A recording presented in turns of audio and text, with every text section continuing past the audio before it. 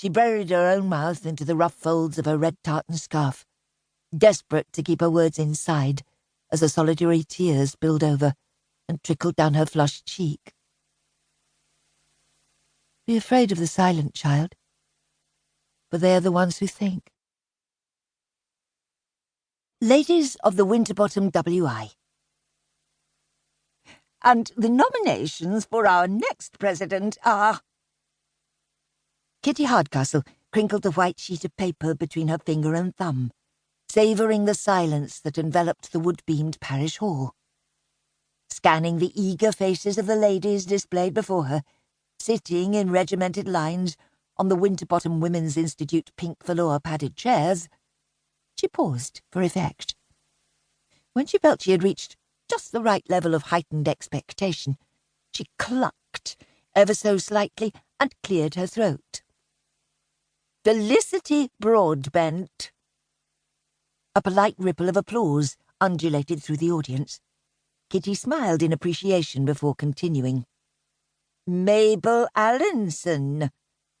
A hesitant, solitary handclap followed that revelation.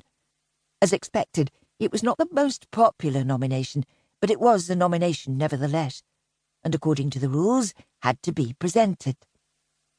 Kitty surveyed the expectant faces.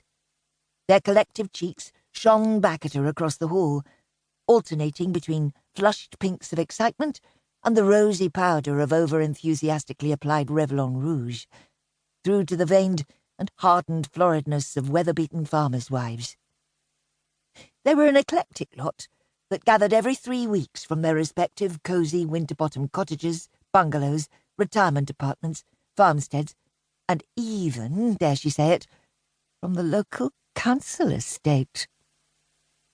She gave a small sigh in an effort to catch and keep to herself what she knew was an outdated, snobbish opinion.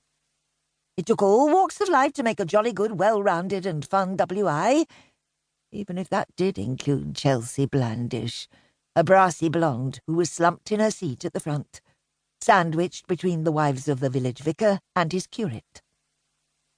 Her presence really did make for a rather displeasing and untidy front row, with her sausage legs encased in leopard print lycra leggings, and her ample bosoms spilling over the top of a cream plunge-neck polyester blouse. Add those assets to her ridiculous eyebrows and dermal-filled lips that could easily suction a blocked drain with an overly enthusiastic pout, though rumour had it that she reserved that kind of thing for the local butcher. Then you really did have the epitome of a tart on the cherished nominal roll of the Winterbottom W.I., albeit not the deep-filled strawberry variety. Through her slightly hooded eyes, Kitty watched Chelsea filing her pink talons with a brightly patterned emery board. Thank goodness she wasn't on a list.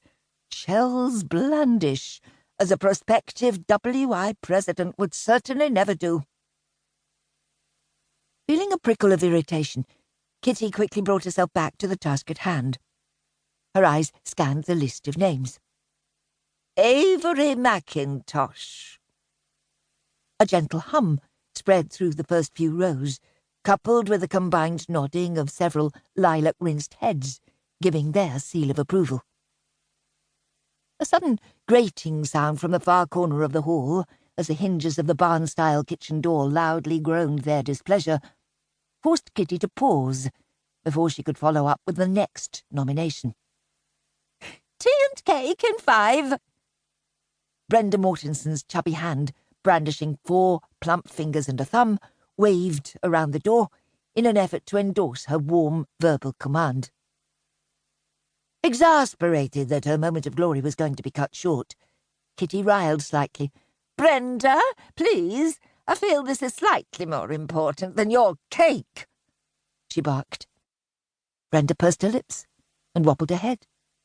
It's lemon drizzle, she proffered, and it's to die for, she added, before disappearing back inside the small kitchen to finish laying out the cups and saucers. Kitty rolled her eyes and gently moistened her lips with her tongue. Philippa Jackson, Betty Prince, Rita Charlesworth, and Bryony Richards.